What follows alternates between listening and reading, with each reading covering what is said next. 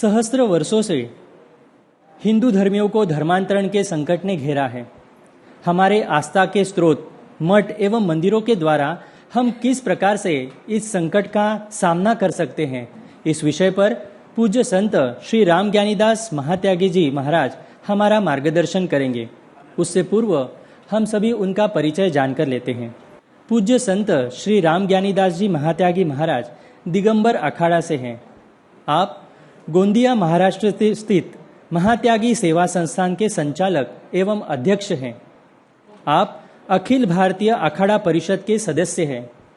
महाराष्ट्र के गोंदिया जिले के नक्सल प्रभावित क्षेत्र वनाचल में आप निवास करते हैं। आप गोहत्या एवं धर्मांतरण रोकने के कार्य में सक्रिय हैं। आपने गोंदिया में धर्मांतरण को रोकने में 100% सफलता पाई है। मैं पूज्य संत श्री राम ज्ञानीदास जी महात्यागी महाराज जी से प्रार्थना करता हूँ कि वे हमारा मार्गदर्शन करें। राम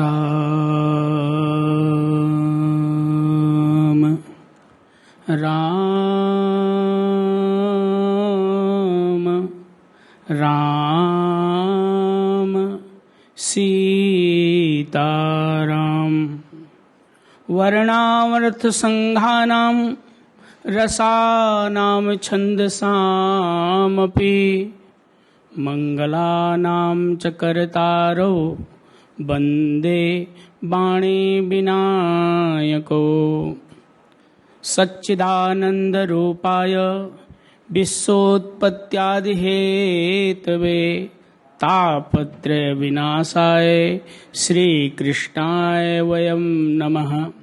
श्री गुरु चरण सरोज रज निज मन मुकुर सुधारे। बरनौ रघुवर विमल यश जोदायक फलचार। वैश्विक हिंदू महाधिवेशन के प्रणेता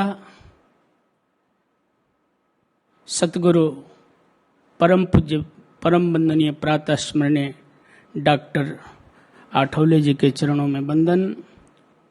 हम सबके मार्गदर्शक और पूरे सनातन संस्थान को भारत में पहुंचाने वाले डॉक्टर सतगुरु चारुदत्त पिंगड़े जी, भारत के कोने कोने से आए हुए, कई देशों से आए हुए समस्त हिंदुनिष्ठ बंधुओं, भाइयों बहनों, मिलेंगे लोग पूछेंगे तुम्हारा व्यापार कैसा है।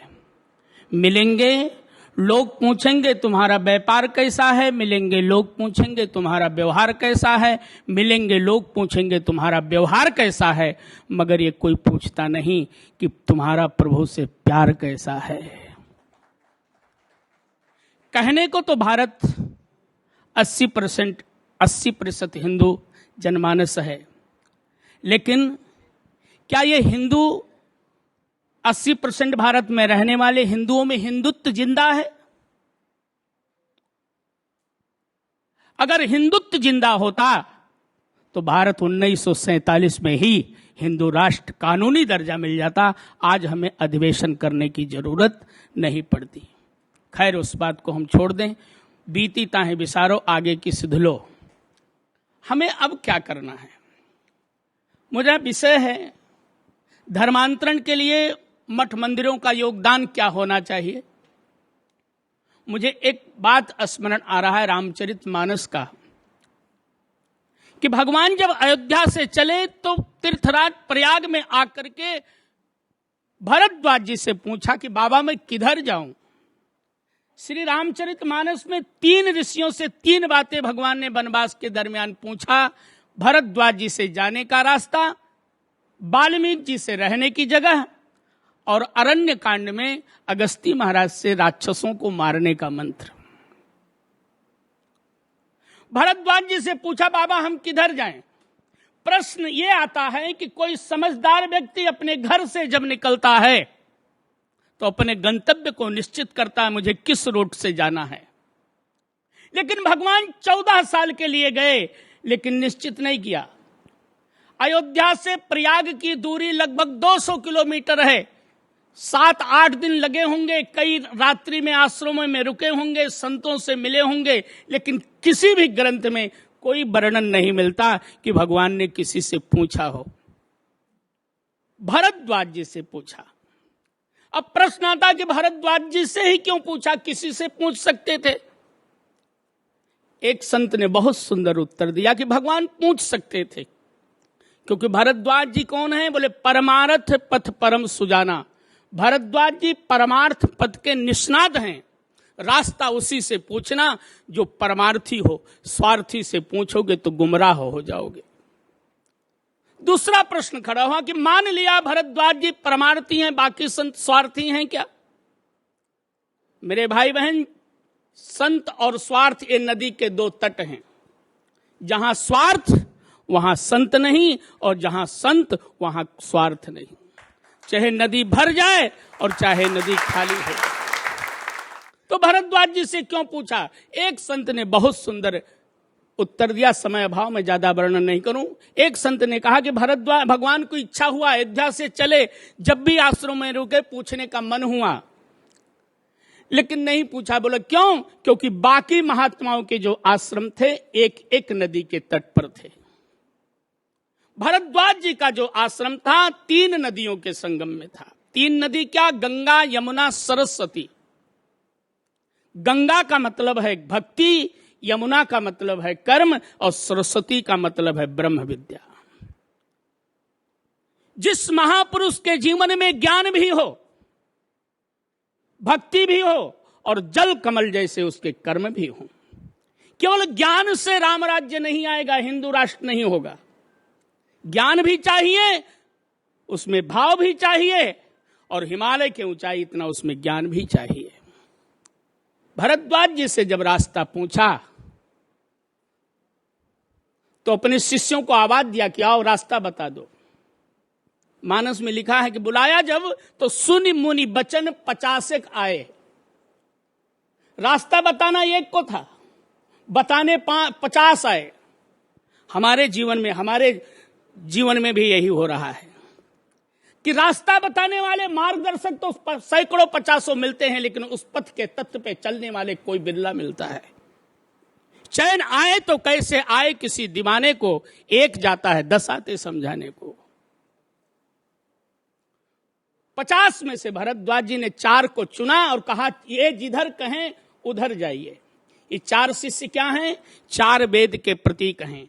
सही संत, सही महापुरुष, सही सद्गुरु जब किसी को पथ प्रदर्शन करेगा तो अपने मन की रास्ता नहीं, हमारी वैदिक रास्ता जो है उसी पर चलने के लिए प्रणीत करेगा। आज यही हो रहा है। नाना पंथ जगत में निज निज गुणगा में नए नए पंथ खुल रहे हैं, नए नए संप्रदाय खुल रहे हैं।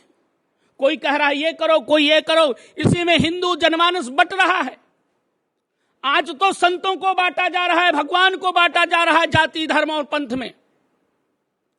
जब हिंदू हिंदू एक रहेगा तब राम राज्य आ सकता है। हमारी स्थिति यही है। आज इसके कारण धर्मांतरण हो रहा है, और धर्मांतरण के लिए मेरा निवेदन है, मैं जो कुछ कह रहा हूं मैं अपने जेब से नहीं, अपने जीवन में मैं उतारने का प्रयोग करता हूं। अगर वास्तव में हमें धर्मांतरण को समूल रूप से भारत से नष्ट करना है तो मठ मंदिरों से निकल करके बाहर जाना पड़ेगा। तोड़ने को जिस किसी का हाथ बढ़ता, मैं बिहस उसके गले का हार बदता। अब हमें अपने मठ मंदिर को छोड़ करके समाज में जाना पड़ेगा, समाज के वेदना को समझना पड़ेगा, समाज के पीड़ा समझना पड़ेगा, क्योंकि समाज ऐसे धर्म परिवर्तन नहीं करता है। समाज भोला भाला है। हम लोग वीआईपी लोग जाकर के हम जल गांव में नहीं पीते। वनांचलों में रहने वाले आदिवासी, वनवासी, कोल भी लोग हम बैठना पसंद नहीं करते। फिर उनके मन में आता है कि हमारे संत तो हमारा छुआ नहीं खाते, हमको अपने पास बैठाते नहीं। ये ईसाइयों के पादरी अच्छे हैं, ये मैंने अनुभव किया है। इसलिए समय समय पर होता है समय समय की बात। किसी समय का दिन बड़ा, किसी समय का रात। आज समय है कि भारत के संत अपने मठ मंदिर में जाएं और मठ मंदिर में जाकर के दीनहीन, तिरस्कृत, उपेक्षित लोगों को गले मिलाएं, संगठन के सूत्र में जोड़ें, मंदिर अगर सबल है तो पर कम से कम साप्ताहिक हनुमान चालीसा का पाठ हर मंदिर में मंगलवार को हनुमान चालीसा का पाठ होना चाहिए, साप्ताहिक सत्संग होना चाहिए। हमने कहीं सुना था कि सृष्टि का जब द्वापर अंत हुआ तब देवताओं ने ब्रह्मा जी से पूछा कि महाराज ये सृष्टि का लय कब होगा? तो ब्रह्मा जी ने कहा जब इस सृष्टि पर कृषि और ऋषि पर आक्रमण होगा तो समझ लेना कि सृष्टि लय हो रहा है। मेरे भाई बहन, आज कृषि और ऋषि पर दोनों पर आक्रमण हो रहा है। कृषि पर जब आक्रमण होगा तो भारत में गौवंश समाप्त हो जाएगा, और जब ऋषि पर आक्रमण होगा तो भारत में समूल रूप से धर्मांतरण छा जाएगा। इसलिए कृषि परंपरा को रोकने के लिए गौवंश बचाना होगा, और धर्मांतरण को रोकने के लिए हमें ऋषि परंपरा को बचाना पड़ेगा। शिक्षा परंपरा हमारा चौपट हो गया, नष्ट हो गया। गुरुकुल परंपरा था, आज वो समत हो गया। हमारी शिक्षा प्रणाली शिक्षा और दीक्षा थी। कम से कम अब मठ मंदिरों में शुरू कर देना चाहिए, चाहे 10 लोग हों, चाहे 5 लोग हों, चाहे 50, संख्या बल की महत्व नहीं है। हम काम करना शुरू कर दें कि अपने आश्रमों में, अपने मठों में, अपने मंदिरों में गुरुकुल परंपरा शुरू करें। क्योंकि हमारी शिक्षा परंपरा जो है, कृष्ण शिक्षा और दीक्षा, शिक्षा का संबंध दिमाग से है और दीक्षा का संबंध दिल से है। वर्तमान युग में दीक्षा खत्म हो गया है, शिक्षा बहुत आगे चला गया है। हम लोग सुनते हैं देश बहुत आगे बढ़ रहा है, बहुत तरक्की कर रहा है। बिल्कुल कर रहा है। पृथ्वी पर रहने वाला मानव चंद्र और मंगल की यात्रा कर रहा है। बौद्धिक क्षमता हमारी बढ़ी है, इसमें कोई संदेह नहीं, लेकिन हमारा दिल कमजोर हो गया है। भाई का भाई भार बहन नहीं कर रहा, अपने माता पिता का भार बहन, उसका दिल इतना छोटा हो गया है कि हम दो, हमारे दो के बाहर वो जा ही नहीं रहा है। इसलिए इस परंपरा को अगर हमें जीवित करना है तो शिक्षा दीक्षा की परंपरा शुरू करें। शिक्षा का संबंध दिमाग से है और दीक्षा का संबंध दिल से है। शिक्षा तो बहुत आगे बढ़ा, कंप्यूटर चलाने लगा, हवाई जहाज मानव चलाने लगा, लेकिन दिल से सब कमजोर हैं। हम टीवी पर, सोशल मीडिया के माध्यम से हम सुनते हैं कि देश, विश्व बहुत तरक्की कर लिया है टेक्नोलॉजी के माध्यम से। बहुत तरक्की तो किया है, लेकिन एक बात मुझे याद आ रहा है। एक विमान में कुछ यात्री को लेके विमान उड़ा, कुछ दूरी पर जब वो गया तो पायलट ने विमान में बैठे हुए यात्रियों को कहा, विमान में बैठे हुए सभी यात्रियों को एक साथ 2 सूचनाएं दे रहा हूं। एक खुशी की सूचना है, दूसरा दुर्भाग्यपूर्ण सूचना है। मैं यात्रियों से पूछना चाहूंगा, आप कौन सा समाचार पहले सुनना चाहोगे? सब लोगों ने कहा खुशी की सूचना सुनाओ। पायलट ने कहा, आप जिस विमान में बैठे हैं उस विमान में कोई तकनीकी खराबी आ गया है और तकनीकी खराबी के कारण उसका रफ्तार अपने आप तेज हो गया। बड़े तेजी से विमान आगे जा रहा है। विमान है, आगे जाना चाहिए, खुशी की बात है, लेकिन कहा दुर्भाग्य है, जिस विमान का तकनीकी खराबी आ जाने से गति बढ़ गया है उसी विमान का दिशा सूचक यंत्र भी फेल हो गया है। जा तो बहुत तेजी से रहा, लेकिन किधर जा रहा है कुछ पता नहीं है। वही हाल इस देश का है। हम तरक्की के मामले में बहुत आगे तो जा रहे हैं, लेकिन किधर जा रहे हैं किसी को पता नहीं है। आप गांव में जाइए, आपके गांव में अगर धर्मांतरण हो रहा है तो आप कानूनी उनसे लड़ाई नहीं कर सकते। उनके समाज में जाकर के 2-4 लोगों को पकड़िए, सामाजिक बैठक लीजिए, सत्संग कीजिए, अपने माध्यम से उनका सामाजिक बहिष्कार करवाइए। और बहिष्कार करना है, केवल रोटी और बेटी बंद कर दो। ना हम तुमको खाना खिलाएंगे, ना तुम्हारे यहां खाना खाने जाएंगे, ना तुमको बेटी देंगे, ना तुमसे बेटी लेंगे। बस वो कंप्लेंट लेके पुलिस स्टेशन नहीं जा सकते। और इसका प्रभाव हमने अपने यहां देखा कि कुछ दिन के बाद वो ईसाई का क्रॉस, ईसाई का भगवान सब गड्ढे में फेंक करके अपने धर्म में आ जाते हैं। ये छोटा प्रयोग मैंने किया। बहुत भीषण परिस्थिति से इस समय गुजर रहा हिंदुओं की दशा जो है, उसका कारण है कि हिंदू 2 प्रकार के होते हैं। एक ईश्वरवादी हिंदू और एक ईश्वर को न मानने वाला हिंदू। भारत में हिंदू धर्म को ईसाइयों से उतना खतरा नहीं है, मुसलमानों से उतना खतरा नहीं है, लेकिन अपने हिंदू समाज में वर्ण संकरण जो बैठे हैं उनसे ज्यादा खतरा है। इसलिए अब हम लोग को गांव-गांव में जाकर के संतों के माध्यम से, मठ मंदिरों के सामने से में जाकर के, एक तो पहला काम हम लोग करें कि मठ मंदिर में सिद्धांत, क्योंकि नैतिक शिक्षा पतन हो गया है। मंदिर में ऐसे लोग जा रहे हैं जैसे 5 स्टार होटल में जा रहे हैं। मेरे भाई बहन, मेरा निवेदन है कि हर जगह जाने का नियम है।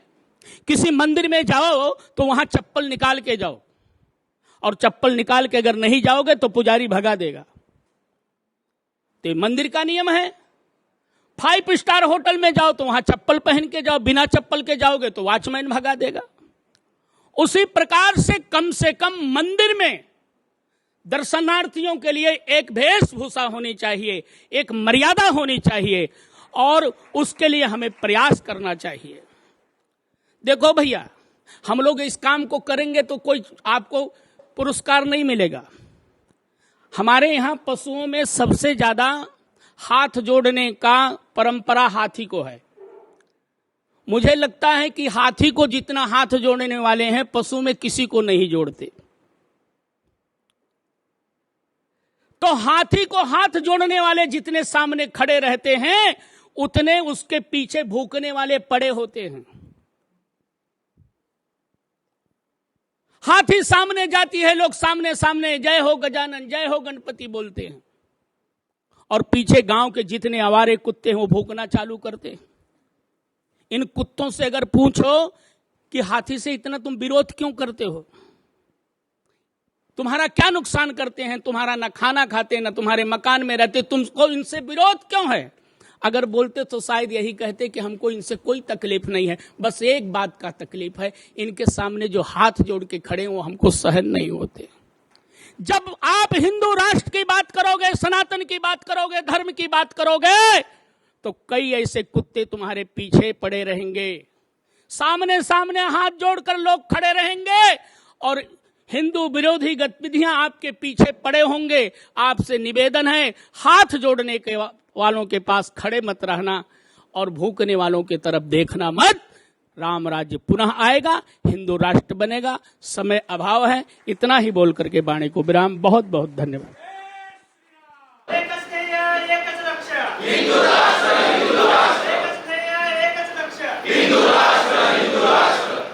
हम सभी महाराज जी के चरणों में कृतज्ञता व्यक्त करते हैं।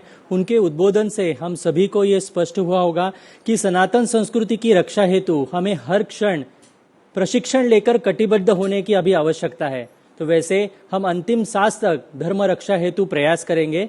हम पुनः एक बार महाराज जी के चरणों में कृतज्ञता व्यक्त करते हैं।